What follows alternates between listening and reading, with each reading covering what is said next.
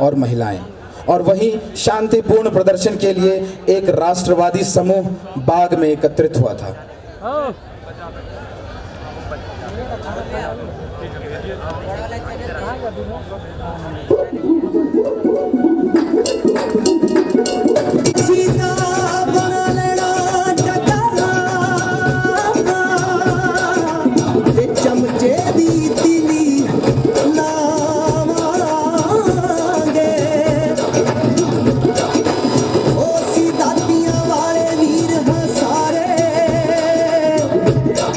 बंदूक दी बोली पावांगे।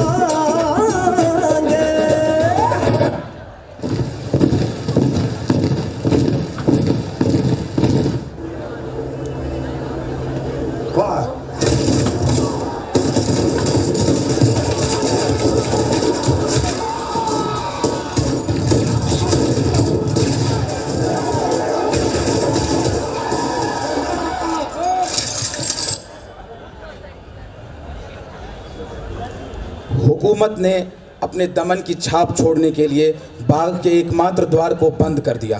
लाल खून से दीवार को रंग कर ये दमनकारी काला इतिहास लिखने वाले थे, लेकिन वहीं एक क्रांति का बीज भी रोप रहे थे और उन्हें नहीं मालूम था कि वो एक पेड़ बन जाएगा जिसे उखाड़ पाना पूरी ब्रितानी ताकत के लिए नामुमकिन हो जाएगा।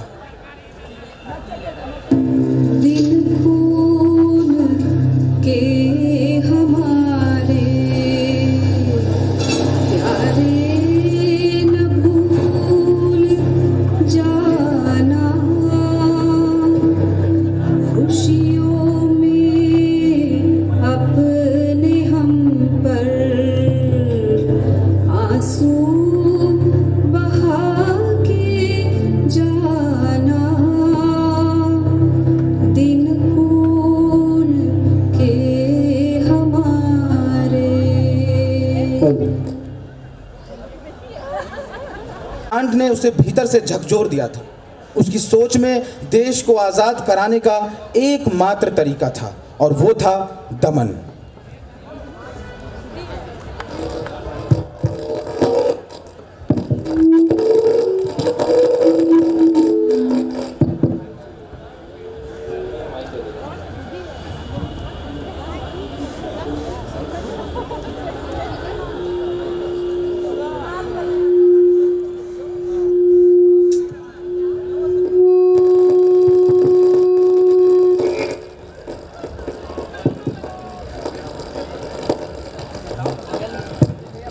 भगत बेटा, तू ये कौन से पौधे लगा रहा है? पिताजी ने कहा था। भाई सामने।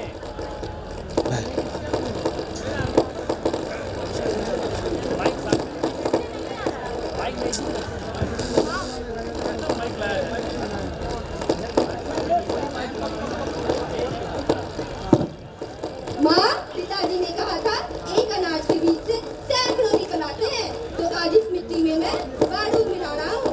तुम देखना माँ, वो दिन अब दूर नहीं, हम भी आजाद हो जाएंगे।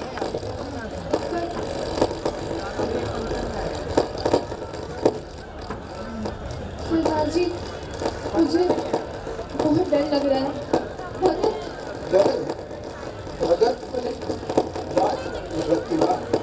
आपको दिख नहीं रहा? अभी उसकी उम्र ही क्या है जिस उम्र में बच्चे खिलौने, किताबों ये सी बातें करते हैं। वो क्रांति, आज़ादी, पता नहीं कैसी कैसी बातें करता है। इतनी छोटी सी उम्र में इतना जुनून। ठीक है, देश, आज़ादी, क्रांति सब अपनी जगह ठीक है। मैं अपने भगत को खोना नहीं चाहती सरदार जी, वो हमसे दूर होते जा रहा है। अलग है, उसने बचपन में ही इतना कुछ देख लिया, उसके रास्ते, उसके सपने सबसे जालियांवाला बाग की मिट्टी लेके घूमता है वो, क्रांति की बातें करता है सरदार जी। वो हमसे दूर होते जा रहा है सरदार जी, हम उसे खो देंगे सरदार जी।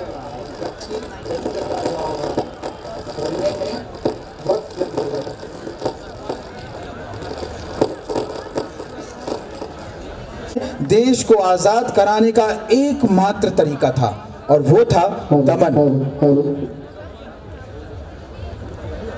भगत, बेटा, तू ये कौन से पौधे लगा रहा है? माँ, पिताजी ने कहा था एक अनाज के बीज से सैकड़ों निकल आते हैं, तो आज इस मिट्टी में मैं बारूद बो रहा हूँ जो आगे चलकर मेरे वतन में क्रांति लाएगी। तुम देखना माँ, वो दिन अब दूर नहीं जब हम भी आजाद हो जाएंगे।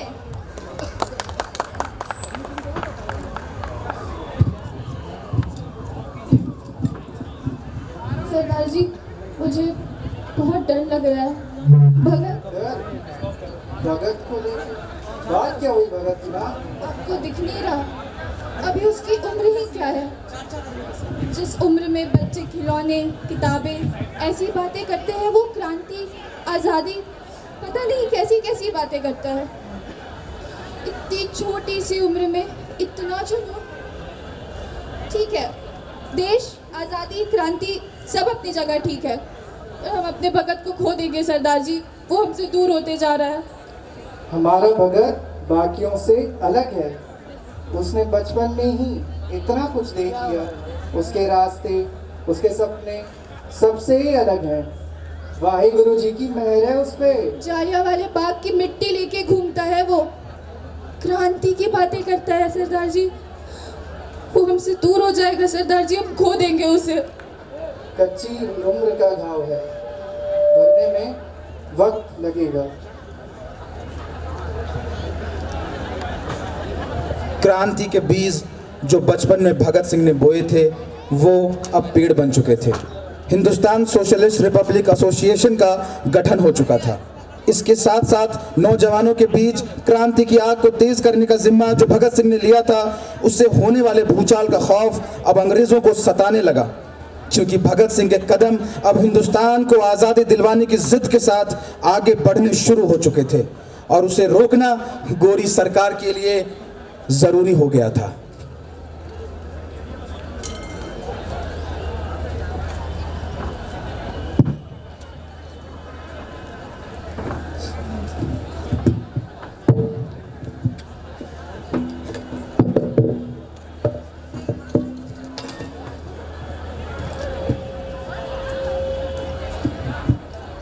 Hindustan Socialist Republican Association. This party seems to almost everywhere. So why wasn't I informed earlier about it? Didn't see the problem, sir. Let me be the judge of it, officer. Sorry, sir. You better be.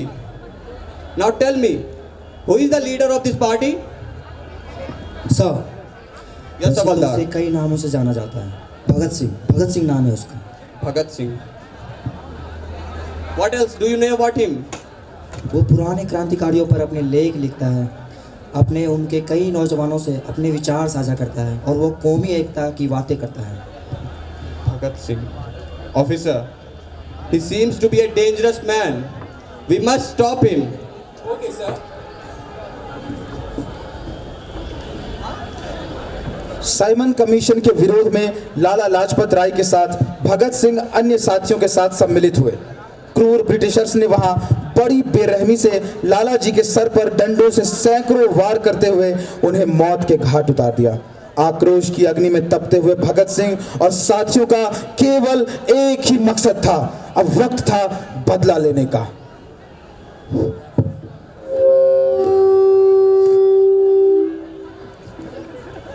लाला जी की हत्या एक चाटा है हमारे party के मुंह के ऊपर और इस पूरे देश के ऊपर। और हम क्या कर रहे हैं? हाथों पर हाथ धरे नपुंसकों की तरह अपने लोगों के मरने का इंतजार? नहीं, बिल्कुल नहीं। पॉलिटिकल पार्टीज वो तो अपना काम कर ही रही है, शोक व्यक्त करना और इस घटना की निंदा करना। हमें इनके दिलों में खौफ पैदा करना होगा, और इसका सिर्फ एक ही रास्ता, हत्या। हमें स्कॉट की हत्या करनी होगी। बिल्कुल सही। लाला जी की हत्या के लिए इस सरकार से बदला लेने का यही सही तरीका है। हाँ, इससे हम अंग्रेजी हुकूमत के दिलों में डर पैदा करेंगे, डर, ताकि हमसे टकराने से पहले वह 100 बार सोचे, 100 बार। और हत्या, क्या अब हम खूनी बनेंगे? देखो बटुकेश्वर, किसी भी मासूम की जान जाए उससे पहले हम अपनी जान गंवा देंगे। लेकिन स्कॉट कोई मासूम नहीं है। वह अंग्रेजी सरकार के जालिम हुकूमत की एक इकाई मात्र है। उसे मारकर हम अंग्रेजी सरकार पर वार करें। भगत, ये तो सरासर हिंसा है। क्या किसी की हत्या का पाप हम अपने सिर लेंगे? हिंसा? क्या है हिंसा? जब कोई अपनी ताकत का इस्तेमाल कर दूसरों पर वार करता है, अत्याचार करता है, उसकी आजादी छीन लेता है, वो है हिंसा। हिंसा वो है जो ये अंग्रेजी सरकार हमारे साथ कर रही है। हम यहाँ अपनी हक, अपनी आजादी और अपने जज्बात के लिए लड़ रहे हैं। जिस लड़ाई को हम लड़ रहे हैं उसे कहते हैं आत्मरक्षा, सेल्फ डिफेंस। मेरे साथ इस लड़ाई में कौन कौन आएगा? याद रहे, पकड़े जाने पर फांसी भी हो सकती है। हमें मंजूर है। तो आज से हम इस ब्रितानी हुकूमत के खिलाफ एक नए जंग का ऐलान करते हैं। इनकलाब जिंदाबाद! इनकलाब जिंदाबाद! स्कॉट की हत्या के लिए दिन चुना गया 17 दिसंबर 1928। मौका वारदात पर स्कॉट की जगह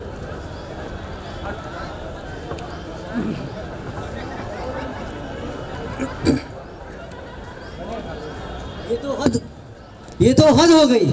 कोलकाता में इतने दिनों से हम लोग यहाँ हैं, ना हमारे पार्टी के बारे में कोई जानता है और ना हमारे उद्देश्य को। अरे यही नहीं, बाकी जगह पूरे हिंदुस्तान का यही हाल है। इनके लिए हम बस यही हैं जो अंग्रेजी सरकार ने हमारे ऊपर ठप्पा लगा दिया है। आतंकवादी।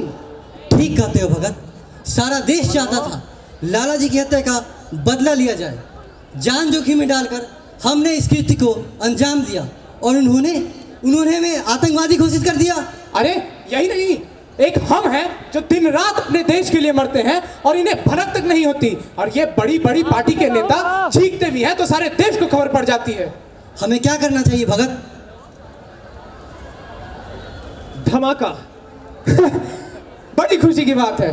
कहाँ चलना है तुम लोगों के साथ मरने? 8 अप्रैल को वाइसरॉय अपनी स्पेशल पावर का इस्तेमाल कर असेंबली में पब्लिक सेफ्टी बिल और ट्रेड डिस्प्यूट बिल पास करवाएगा, जिसके बाद मजदूर को अपनी हक की लड़ाई लड़ने के लिए जेल की सजा काटनी होगी। हम असेंबली में बम विस्फोट कर उसका विरोध करेंगे। पर भगत, वहाँ तो अपने भी आदमी होंगे। हम बम ऐसी जगह फोड़ेंगे जहाँ बेंचेस खाली हों। पर हम ऐसा करेंगे ही क्यों? वहां बम फोड़ने से होगा ही क्या? ये गोरों की सरकार बहरी है। इस बम के धमाके की आवाज आवाम तक जाएगी और हम इस इनकलाब की लड़ाई में आवाम को शामिल करेंगे। और इस बम विस्फोट के बाद हम अपनी गिरफ्तारी देंगे, जिससे कोर्ट केस के दौरान हमारी बातें छापी जाएंगी और हमारी पार्टी का मकसद लोगों तक पहुंचेगा। भगत, सॉन्डर्स की हत्या के बाद पूरे देश की पुलिस हमें ढूंढ रही है। ऐसे में गिरफ्तारी देने का मतलब फांसी। ये तो कभी ना कभी होना ही था और इसके लिए इससे अच्छा मौका और क्या ही हो सकता है। इसके लिए 2 लोगों की जरूरत होगी। फिर तो मैं ही जाऊंगा। नहीं, मेरे साथ बटुकेश्वर जाएगा। तुम्हें यहाँ रहकर पार्टी का कार्यभार संभालना है और हमारे क्रांति को आगे भी ले जाना है।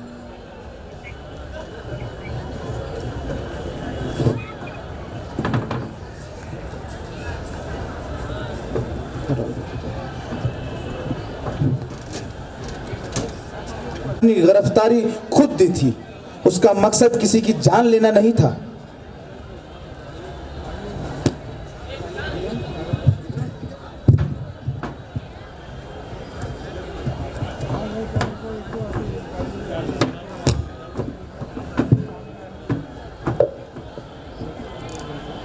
नाम बताओ अपने साथियों का। मैं नहीं बताऊंगा। क्रांति लाओगे? लाऊंगा। बम बनाओगे? बनाएंगे। मारो सबको। तू थक गया होगा अंग्रेज की नाजायज औलाद, जा किसी और को भेज। तो मैं अब गिरफ्तार होने के बाद भगत का उद्देश्य था अपने विचारों को देश के युवाओं तक पहुंचाकर उनके खून में उबाल लाना। कोर्ट में चल रहे हियरिंग्स में भगत मीडिया के माध्यम से ऐसा कर पाने में सफल रहे। अखबारों और किताबों में भगत के बारे में लिखा जाने लगा और भगत की पूर्ण स्वराज की मांग अब पूरे देश की मांग बन चुकी थी। अभी तो सिर्फ 15 दिन हुए हैं तुम्हारी ये भूख हड़ताल तोड़ने के लिए। मुझे जो कुछ भी करना पड़ेगा मैं करूंगा। शौक से। तुम्हारी मांगे कभी पूरी नहीं होने वाली। जैसा चलता आया है वैसा चलता रहेगा। मैं घास हूँ जेलर साहब, तुम्हारे हर किए पे उगाऊंगा।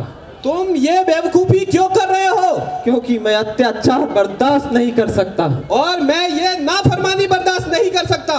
तो ठीक है जेलर साहब, आप अपने नमक का कर्ज चुकाइए और मैं अपने मिट्टी का कर्ज चुकाऊंगा। ले आओ उन दोनों को भी और बंद कर दो तीनों को। जेल में भगत और उनके साथियों के साथ अमानवीय सलूक की पराकाष्ठा पार कर दी गई। हालात बद से बदतर होते जा रहे थे। खाना, साफ पानी, अखबार, किताब जैसे जरूरी संसाधन भी न मिलने पे भगत और उनके साथी अनिश्चितकालीन भूख हड़ताल पर जा चुके थे। तुम्हारी इस लड़ाई का कोई मतलब नहीं, कोई मकसद नहीं। हम लड़ेंगे साथी, उदास मौसम के लिए हम लड़ेंगे साथी, गुलाम इच्छाओं के लिए हम लड़ेंगे जब तक लड़ने की जरूरत है बाकी। जब तक बंदूक नहीं होगी तब तक तलवार होगी। जब तलवार नहीं होगी लड़ने की लगन होगी। लड़ने का ढंग ना हुआ लड़ने की जरूरत होगी। और हम लड़ेंगे साथी, हम लड़ेंगे कि लड़े बगैर कुछ नहीं मिलता। हम लड़ेंगे कि अब तक लड़े क्यों नहीं। हम लड़ेंगे अपनी सजा कबूलने के लिए, लड़ते हुए जो मर गए उनकी याद जिंदा रखने के लिए हम लड़ेंगे। फिजूल की लड़ाई से कुछ हासिल नहीं होगा। अब डोमिनियन स्टेटस पे बात होगी। अब पूर्ण स्वराज ये हमारा अधिकार है और हम इसे लेकर रहेंगे। इनकलाब जिंदाबाद, इनकलाब जिंदाबाद, इनकलाब जिंदाबाद।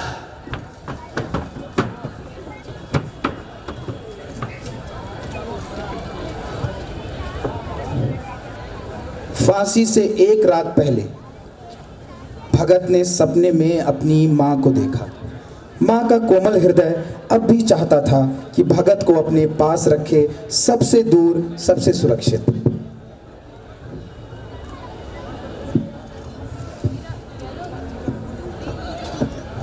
भगत बेटा, तू तो बहुत बड़ा हो गया ना। क्रांति, आज़ादी, देश सबके बारे में सोचता है और अपनी माँ के बारे में नहीं माँ, मैं जब भी देश के बारे में सोचता हूँ मुझे तेरा ही चेहरा नजर आता है माँ। मेरा तेरे सिवा और क्या है भगत? नहीं माँ, तू रो मत माँ, तू रोएगी तो मैं भी रो दूंगा। और फिर ये लोग क्या सोचेंगे? भगत मौत के डर से रोने लगा। मैं नहीं रोऊंगी बेटा, तेरी इस कुर्बानी को मैं ज़ाया नहीं जाने दूंगी। नहीं रोएगी तेरी माँ। तू न रोना कि तू है भगत सिंह की माँ,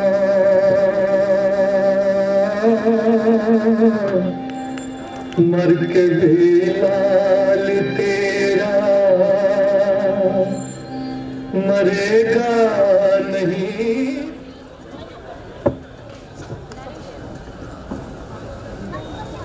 फांसी की तारीख 24 मार्च 1931 तय की गई थी। जेल के बाहर भगत और उनके साथियों की फांसी को रोकने की मांग आग की भांति तेजी से फैल रही थी और लोगों का हुजूम जुटना शुरू हो चुका था। इसलिए आनन फानन में फांसी को तय समय से एक दिन पहले यानी 23 मार्च 1931 को करवाने का आदेश दिया गया। भगत सिंह, चलो तुम्हारी फांसी का वक्त हो गया है। बस 2 मिनट जेलर साहब, लेनिन की एक किताब पढ़ रहा हूँ। एक क्रांतिकारी की मुलाकात दूसरे क्रांतिकारी से जो होनी है। चलिए और चले भक्तिया। सरफरोशी की तमन्ना अब हमारे दिल में है, देखना है जोर कितना बाजुए का दिल में है। और कोई आखिरी इच्छा? हाँ जेलर साहब, हम तीनों एक दूसरे से गले मिलना चाहते हैं। चलो ठीक है। मेरा रंग दे बसंती चोला, मेरा रंग दे बसंती चोला, मेरा रंग दे बसंती चोला, मेरा रंग दे बसंती चोला।